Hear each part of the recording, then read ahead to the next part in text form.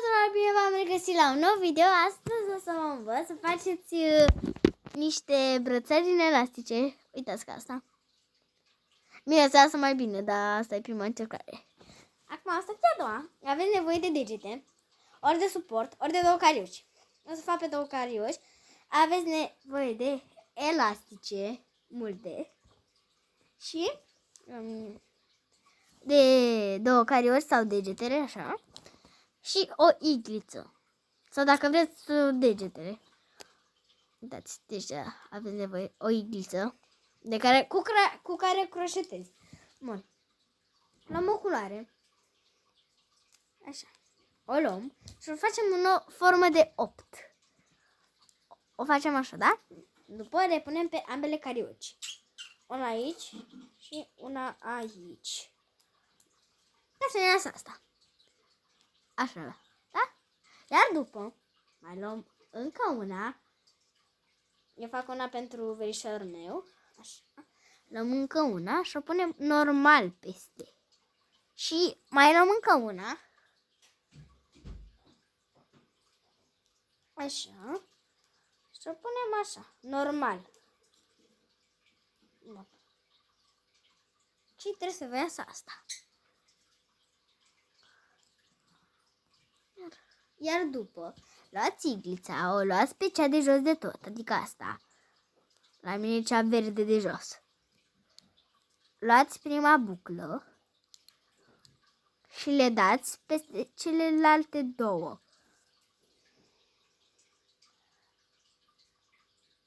Luăm prima buclă și o dăm așa. Stați un pic, că mă cam încurcai. O luați așa frumos. Așa. Și o dați peste elasticele două. Și peste carioca. Ca să ajungeți cu ea aici. După o luați și cealaltă buclă și o luați sus așa.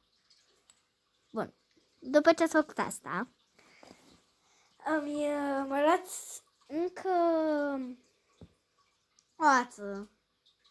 Încă un elastic și îl puneți normal.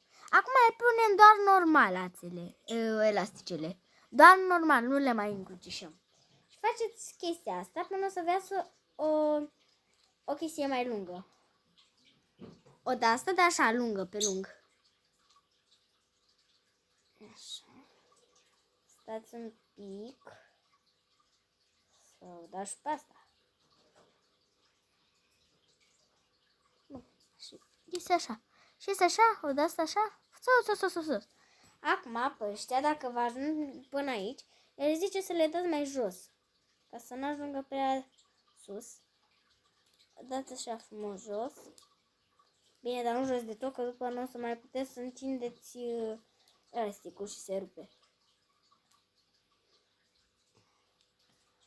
Așa. Bun.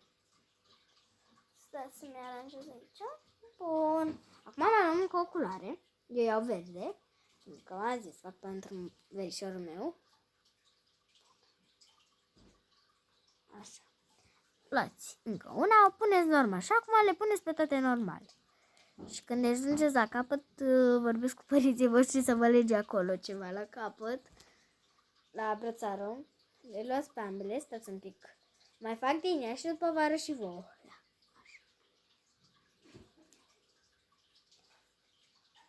Ok, o să pun pauză și revin după ce o fac mai mare. Sau, știi ceva? O să urcați, o să luați așa. Ea e într-o parte acolo și într-o parte acolo. O luați și o puneți aici ca brățară. Ține și vă duceți la părinții voștri să o leagă. Lege. Știu? Și după vă leagă și aveți brățară.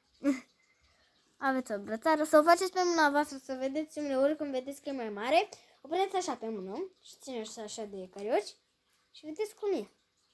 Dacă v-a plăcut, nu uitați să dați un like și subscribe dacă v-am ajutat cu ceva. Dacă nu înțelegeți de la mine, căutați pe internet. Dacă vreți să căutați și înțelegeți de la mine, vă ajut cu drag. Dacă vreți, puteți să scrieți la unele videoclipuri în comentarii ce să mai fac. Eu vă pup! Pa!